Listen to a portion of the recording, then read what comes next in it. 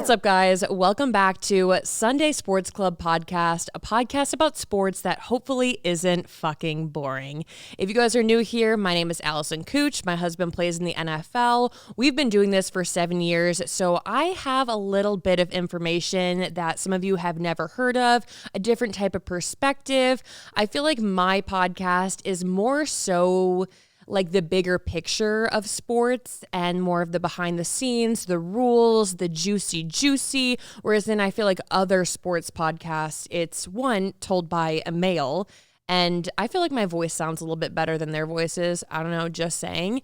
Two, they don't really have the ins and outs of NFL life that I might be able to bring to the table. So if you guys are new here, hi, my name is Allison. My husband is with the Las Vegas Raiders, and we have Isaac to thank for teaching me so much about football and being there to answer all of my stupid questions, and even want to give a little shout out to his football agent, because I be texting that man like, hey, is this accurate? I'll be texting like Isaac's teammates. Like, I'm just trying to bring you guys the most accurate information, because being a woman talking about sports, people are automatically going to be like, she doesn't know what she's talking about. So I feel like if I maybe like give one piece of information that like is not entirely true, or like I slip up on something, I feel like I'm just held to a different standard because I'm a woman, and people are going to be like, oh, you just don't know what you're talking about because you're a woman. I do know what I'm talking about, and I actually lay in bed and edit these podcasts and make my husband listen to them to make sure that they are absolutely as accurate as possible. Now, I film these episodes on Saturdays or Sundays, and I try and do it just to give you guys the most accurate information, the most up-to-date information. As many of you know, there's football games on Sundays, Mondays, and Thursdays, so I can only do it with like so much time to edit. Last week, in fact, I recorded the episode the morning before my husband's football game. He had a game at 1:15 p.m. on West Coast. I woke up at 8 a.m. I recorded it. And then after the football game, I came home. I edited it in bed. I literally edit these in bed. I have yet to edit it at like a desk or something. But I always edit them with Isaac listening and immediately upload. I think the earliest I've gone to sleep on a Sunday has been like 12:30, because like I said, it's very important for me to get these up on Monday morning. But last week, for example, I filmed on a Sunday, and the information I had given in the podcast was already inaccurate, because last week I said, hey, there's 2 undefeated teams still. And then a few hours later, both undefeated teams ended up losing. Am I the problem? Maybe. Did I jinx them? Possibly. But now there are no longer any undefeated teams in the NFL. We are heading into week 8 of the football season, and there are only 9 weeks left of football games. That is honestly shocking to me. We are almost halfway through the football season. And what's even more so shocking is the fact that my due date is within those 9 weeks. Like, my daughter is going to be here before football season is done. And that's a little terrifying. Isaac and I have recently been talking through birth and labor and everything leading up to December, because that's when my due date is. And it is just such an interesting experience being pregnant when you're married to an NFL player. How many other jobs do you have to talk to your boss about the best possible date for induction of your child? I'm going to go ahead and say that there's not very many careers where you have to do that, but the NFL is one of them. So it has been a topic of conversation. Isaac and I are talking about when we would hope our daughter to arrive, although you can't really force a uterus to go into labor. You can't really beg your daughter to come out. She's going to come out when she's ready. But a decision that Isaac and I have made is if she doesn't come by a certain date, then we are going to go ahead with induction so that we can choose when she comes. And that's probably going to be a little wishy-washy with some people. Birth and pregnancy and being a parent, there are so many opinions out there on the internet. And the fact that I'm even like outing myself and saying, oh, we might induce, I'm kind of opening myself up to a lot of hate. But when your husband's career dictates if he can be at the birth or not, it's like him being at my daughter's birth is extremely important. So induction just might have to happen. I will say though, the bye week is right before her due date. So I am going to be doing every single thing in my power to make her come in late November, early December, hopefully crossing my fingers that the bye week she makes her appearance. But if not, then we will be inducing. And it's so weird to think that like I might possibly know the date that like we're going into the hospital. Like we will not go over that certain date. And it's just such a weird feeling. The NFL is just so interesting in that it would ever dictate like my child's birthday. But at the end of the day, I want my husband to be there. I do not want him to be at an away game somewhere. So this is just kind of one of the sacrifices you have to make as an NFL family. Speaking of sacrifices, I am actually headed out to Michigan this weekend. This is the last weekend I can travel safely. I think it's like I Googled this as my last date to travel. I'm sure if I asked my OBGYN, like, hey, like, if I'm not showing any signs of labor, can I maybe go to like California, which is a 4-hour drive? She might be like, oh yeah, I don't really care. Like you're fine to go. But this is like the official date that I have planned to leave the state of Nevada. So this weekend, I'm heading to Michigan for the Monday night football game. The Raiders are playing the Detroit Lions, and Michigan is where I grew up. I went to Michigan State. I lived my entire life in Michigan up until Isaac got drafted and I moved to California. So because the Monday night football game is there, and the fact that my last weekend to travel coincides with this game, it was just all too perfect. So I'm heading out to the game. I'm extremely excited. I'm going to be actually having my baby shower in Michigan with all my friends and family, because if everyone's going to be in town for the game, I might as well just like make it very convenient for everybody to go to this baby shower. And I don't even have a ton of friends and family that live in Michigan necessarily, but it's just like a home base. A lot of my friends are on the East Coast, and I just feel like it's like a better way to travel than to fly all the way to Vegas. So I'm having my baby shower on Saturday, and then the game is on Monday night. So I'll be gone for a few days. And you might be thinking, oh, like that's cool that you're doing it in the city that Isaac's playing in. Is Isaac able to go to your baby shower because he's playing in Monday Night Football in that state? Probably not. That's another sacrifice that I feel like we have to make. If I'm going to have an event in a different state, I just have to kind of count on Isaac not being there. Now for away games, usually if a game is more than like a 4 or 5 hour flight, the team will fly in 2 days before the game instead of just 1 day before the game. But I'm not sure if the Raiders are going to do that for the Monday night football game. So he might be flying in Saturday. He might be flying in Sunday. Either way, I was like, you know what, let's just plan it for Saturday. And then Sunday, if my family wants to go to the team hotel and visit him, then that's what we will do. But I'm really excited. I'm looking forward to having like some sense of normalcy, because the NFL can really take you out of feeling like you're living a normal life. It's a very weird thing to be able to like put in words. Like I feel like during football season, it doesn't feel real. Like everybody is living their life and like going to work and doing life stuff. Whereas then I'm thrown into this new city. I have to find new doctors, a new dentist, a new like everything, and find a whole new routine, knowing that I will be moving no matter what at the end of football season to a different house. So it's kind of like I'm living in this like not permanent situation. That would be temporary. It's kind of like I'm living in this temporary situation, but at the same time, it's like it lasts a few months. So it's very weird, but I'm looking forward to going out to Michigan, seeing my friends and family. And at the end of the day, I grew up going to the Detroit Lions games. Every Thanksgiving, we were at a Lions game. So it's going to be really cool to see Isaac playing in my home stadium. I'm going to have like my heart torn a little bit. Like I'm kind of cheering for the Lions, but at the end of the day, I'm definitely cheering for the Raiders. And it's crazy to think that after the Monday night football game, it will be officially halfway through football season. And with it being halfway through football season, I think it's really easy to take a look at some of the leaders in each conference, in each division, and I think it's very clear what teams are and are not going to go to playoffs. Now, there's definitely some blurred lines there. Some teams will go down to the very last game, and other teams, like I would say the 49ers and the Eagles, are definitely going to playoffs no matter what. but that's just my opinion. And for current events, that's kind of it. I just wanted to recap on the fact that there's no undefeated teams like I mentioned earlier. I literally was like sitting at Isaac's football game like, shit, do I have to re-record that? Like, how should I do this?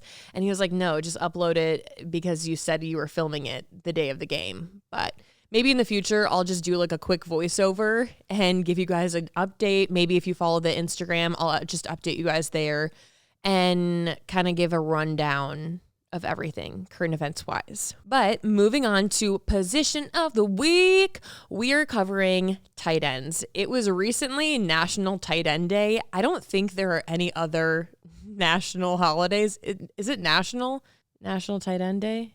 I don't know. It was Tight End Day. Okay, that's all I know. But I don't think there's any other holiday for a position in the game of football. So let's talk about tight ends. Tight ends are a very interesting position, and it is a very difficult position to play because you're having to wear so many different hats. A tight end is an offensive player. So when your team has the ball, the tight end is out on the field. And the interesting thing about a tight end and how they differ from like a wide receiver is somebody that catches the ball.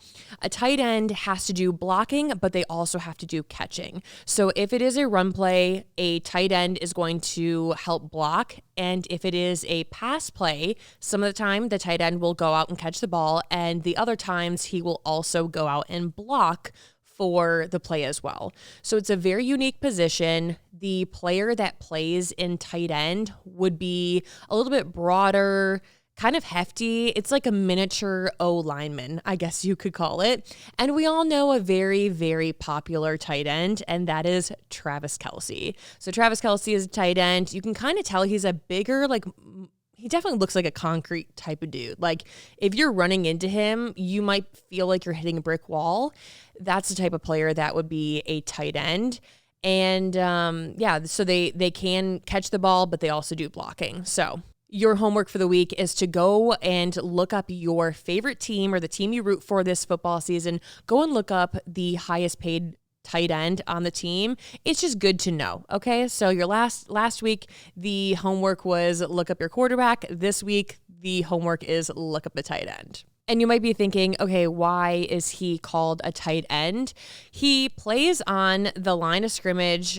He plays in close proximity to the offensive line. I would just say he's like tight in there. It's actually funny because my husband goes up against tight ends. So when he's like doing scout team and like looking at teams for example, he's looking at the Detroit Lions right now for next week, preparing for the game. He's looking at the tight ends film to know how to better block him, which is super interesting to me. So I just want to give a quick shout out to all tight ends. Happy National or not National Tight End Day. And make sure you do your homework, ladies and gentlemen. Now we can jump into today's topic, and that is what is a penalty and what is a fine in the game of football. For today's episode, we're more so going to focus on fines, but just as to preface the whole conversation, the difference between a penalty and a fine. A penalty is a flag will go up in the game of football. You'll see the yellow flag, a ref will throw it. That is because you're doing something wrong. Somebody on your team is doing something wrong, and it usually will account for loss in yards. If it is actually a penalty, sometimes they can review it and it's no longer a penalty, but usually if the yellow flag goes up, like somebody's backing it up or moving forward. And then a fine. So a fine can be issued by the NFL or a club, and club being a team. So like the Raiders are a club, the Chargers are a club, Lions are a club. So you can get a fine from either the NFL or the club that you are playing for.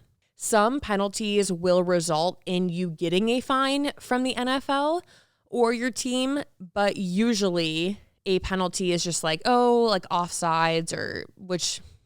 I'm already getting ahead of myself. So we're sticking to fines today. Fines are so interesting because there are very unique fines in the game of football and with teams. And I'm going to bring up my laptop here in a second because I want to be able to give you guys the exact dollar amount that some of these players are being fined. But if you guys don't follow me and my husband on social media, we have kind of made a joke of it being that my husband last year, while he was playing for the Cleveland Browns, got a fine because his socks were falling down. And it was like a $7,000 fine. Yes, a $7,000 fine for his socks. Now, the running joke that my husband and I have, he might think it's a joke, but I don't think it's a joke.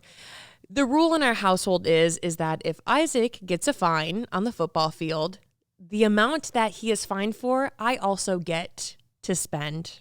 Have I ever done that before? No, I actually have never held him to that. But we're going to dive into fines and how interesting they can be, what you can be fined for, and even exact dollar amounts. And I'll give you a little teaser. You can get fined $50,000. Holy fucking shit. Okay, let me pull up my laptop. I do have very interesting stories behind some of these fines that the NFL has or that these clubs have.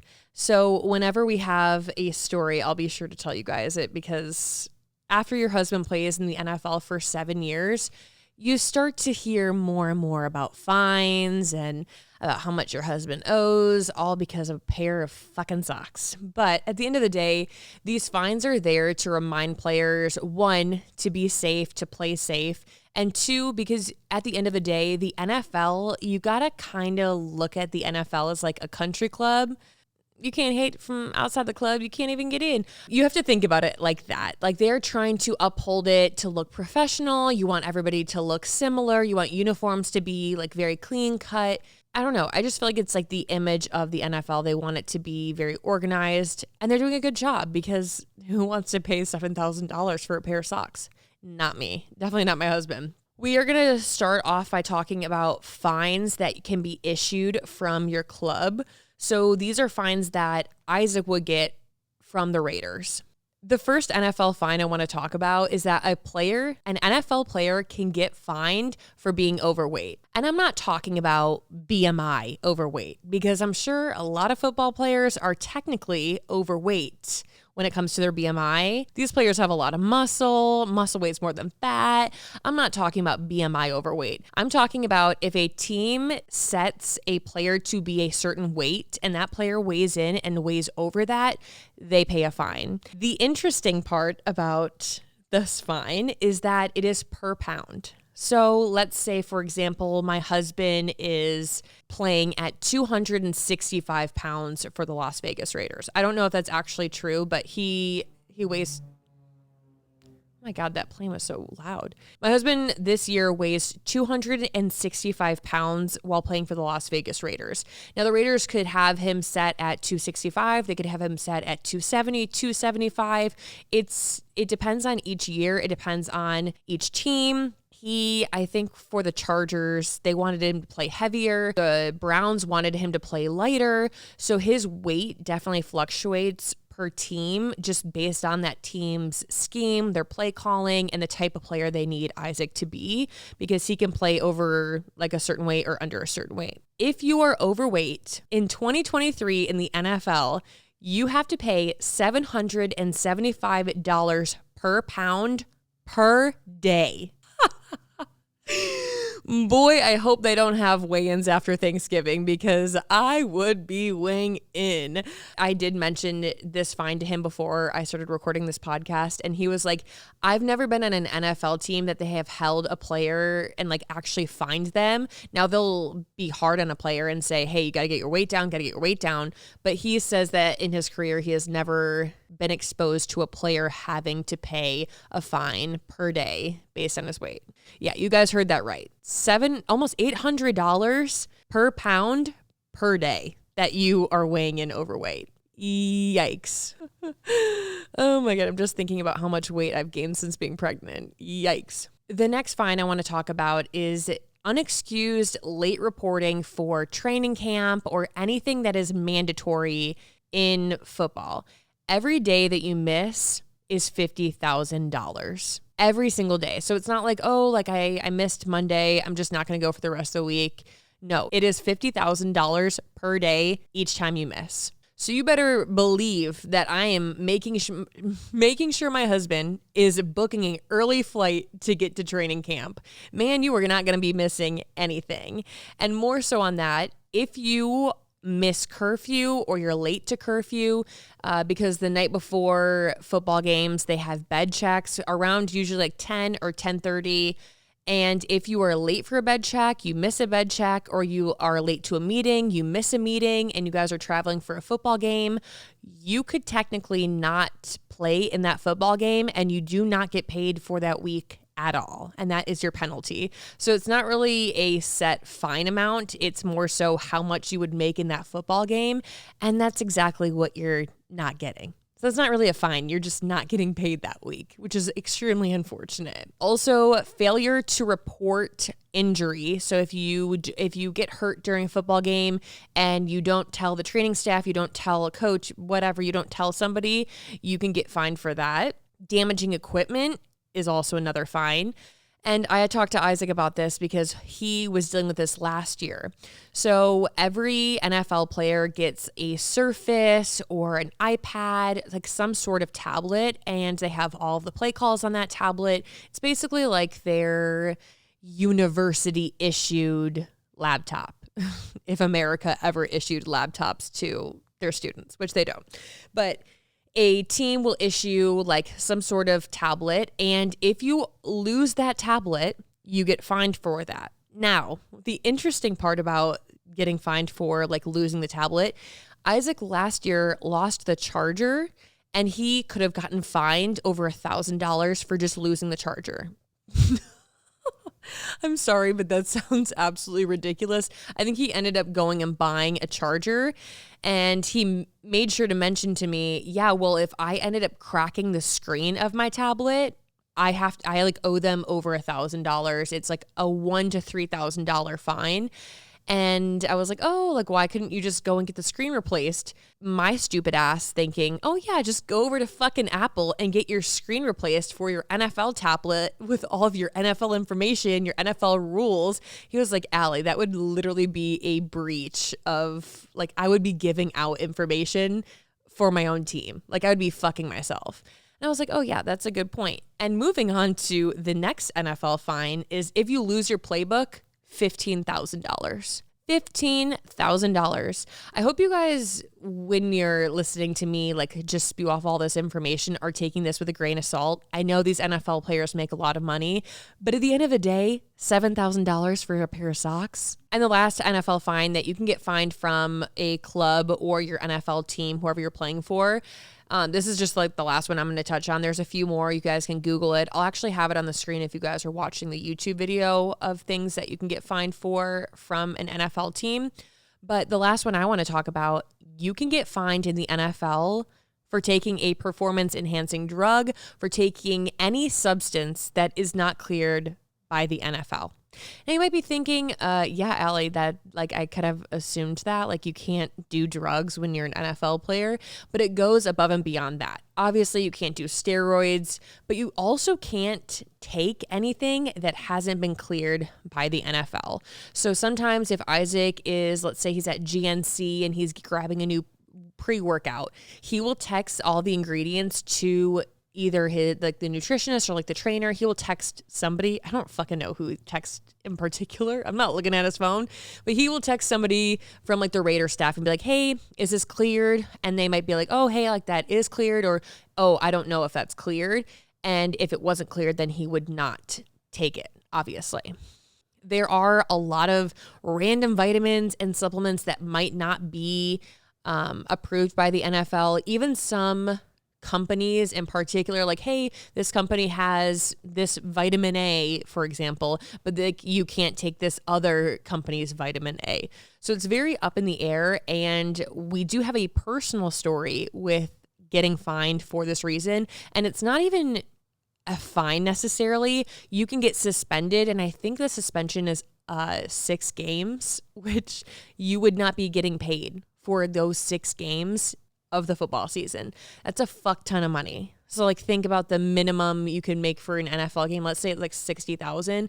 6 times 60,000, 360,000. That's how much you're not making. So it's not really a fine. It's more so you're just not getting paid, which is very unfortunate. And you might be thinking, how do they regulate this? Like, how do they know? So whenever Isaac is traveling in the off season, and he's with a team, he's signed with a team for that year, he has to update his location and let everybody in the NFL basically know where he's at, so that if he like gets requested to have a drug test, people will be there to drug test him. Isaac and I were in Hawaii like 3 or 4 years ago, and he woke up to a text message letting him know that he was getting drug tested, and he was like, oh, okay, I'm in Hawaii.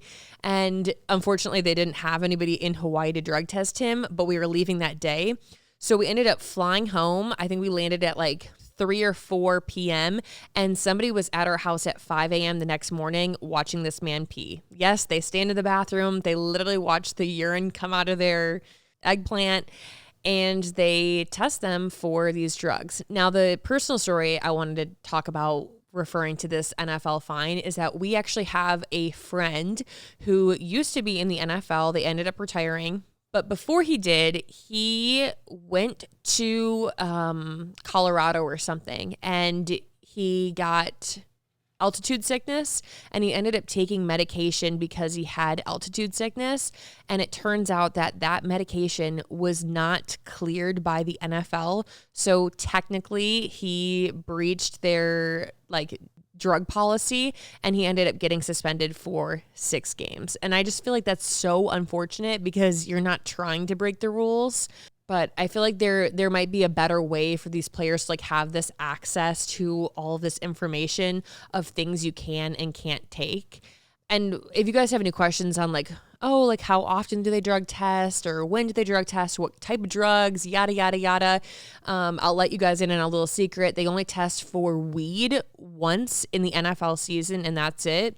They test for drugs like a bunch of times. I think last year Isaac got drug tested like 7 times. So it just kind of varies team to team, player to player. One player could get drug tested 20 times and another player could not get drug tested at all. So it just varies. But that is it for fines that, well, at least what I'm going to cover today. There are a ton of fines that an NFL team can fine you for, but that is what I'm going to cover. I thought those were super interesting. Some of them have funny stories behind them, especially like my husband losing his Surface Charger and maybe owing $1,000. But as for fines that the NFL can fine you for, so this is more worried about like the image of the NFL pertaining to uniforms and what the players look like. It is also protecting the players and their safety, and some of the fans' safety, as I'll get into some of these fines. So the difference between a fine from the NFL and a fine from the club you're playing for is that the NFL has a first offense, a second offense, and then the third offense. So there's an amount for your first offense with what you're getting fined for. And then if you make a second offense, you get fined even more. And the third offense is ejection of the game, which is very unfortunate. And I don't think you get paid for the rest of that. Or the NFL team might also be able to fine you if you get ejected, because they're like, fuck, there goes one of our players. So the first fine that I thought was kind of funny is that you can get fined for throwing a football into the stands. So let's say you get a lot of yards, you're like, fuck yeah, like celebrate, throw the ball. Yeah, well, that fine would cost you $7,649 for the first fine. If you do it a second time, that's $13,000. That's a fuck ton of money. Some other fines, like the one that my husband got fined for, he got fined for his socks. You're not allowed to show any part of your leg. Your knees aren't allowed to show. And it could be for like the safety of the player, but I mean, who really cares about like a little turf burn on your leg? I think it's more so just like the image of the team. When it comes to the uniform, they are very particular about how these players look. And they actually go as far as having a person, like a uniform inspector, go over and look at all these players before the game. And these uniform inspectors are able to go up to these players before the game starts and say, hey, like your shirt's untucked, make sure to tuck it in. Or, hey, your socks are falling down, make sure to do whatever. And these uniform inspectors watch the football game. And then at halftime, they're also allowed to tell you at halftime, like, hey, your shirt was untucked the entire first half. Like, you might want to fix that. And a player could choose to fix it, or a player could be like, yeah, fuck no, I'm probably going to get fined anyways, might as well. The interesting thing about a fine from the NFL is that you can appeal it. So when I said that Isaac, my husband, got fined $7,000 for his socks falling down, he ended up appealing that, and I'm pretty sure it ended up only being like $500, maybe $1,000. So you can appeal it, but the odds, if you have like repeating offenses, they're not always going to let you appeal it like that. Now, if you don't appeal it, the money that you're getting fined for is automatically taken out of your next week's game check. So sayonara, see you later. It is taken out after taxes, and it's just kind of like, dang, those socks. Like I shouldn't have done that. We're going to move on to more of some like physical contact fines. So if you see a player colliding with another player head to head, that's a huge fine.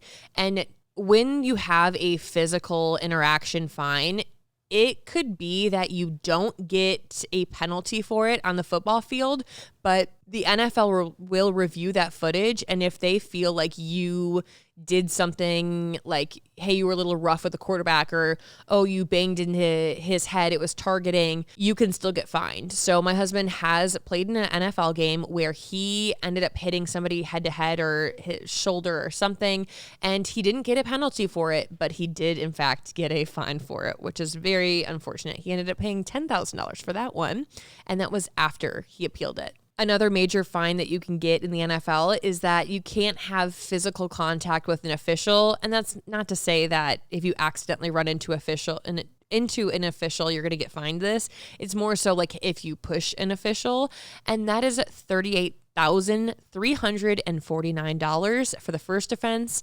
$76,000 for the second offense. So you never want to be rough with an official. I also feel like it would look really bad on the team, and the team would be like, what the fuck are you doing? Like, don't mess around with these officials. And it even goes as far as if you are verbally yelling at an official, you can get a fine up to $30,000 for the first offense and $60,000 for the second offense. So you just don't want to fuck around with the refs, okay? Like, they're just trying to do their job.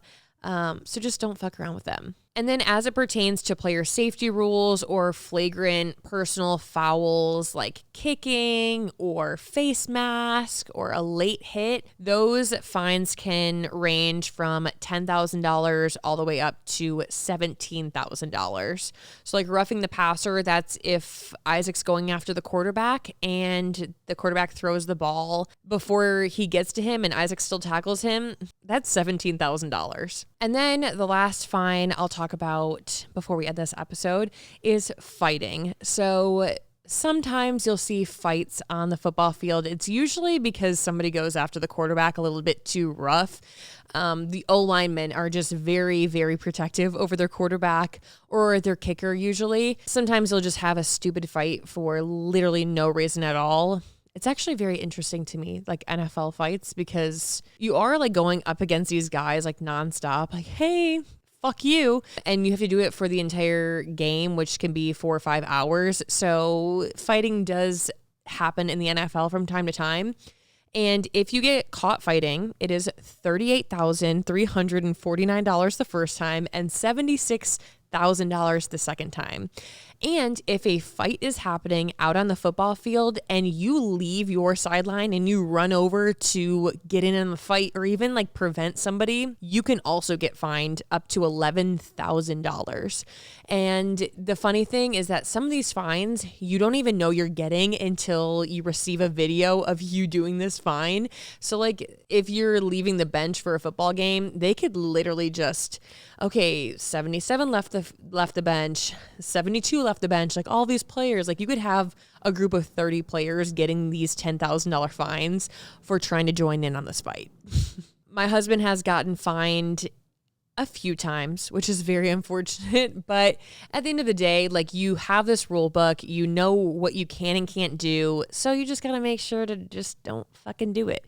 My husband, if you're listening, you still owe me $7,000 for that one fine.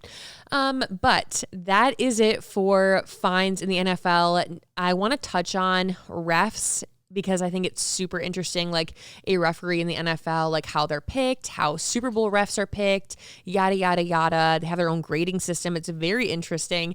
And then also talk about penalties, because penalties are a huge reason why a team could win a football game. Like if you have a lot of penalties, it just kind of fucks you over. So I will be talking about that next week on next week's I'll be talking about it next week on next week's episode. I hope you guys enjoyed this episode of Sunday Sports Club podcast. Be sure to send this to somebody in your life that enjoys football or even somebody that doesn't enjoy football, because at the end of the day, hopefully this is not as boring as some games can be. Hopefully this is like one of those interesting, exciting games. But I hope you guys enjoyed. If you aren't already, be sure to go and follow Sunday Sports Club podcast on Instagram and make sure to leave a review so that I know if this podcast fucking sucks or not. But with that being said, I hope you guys enjoyed and I look forward to seeing you next Monday.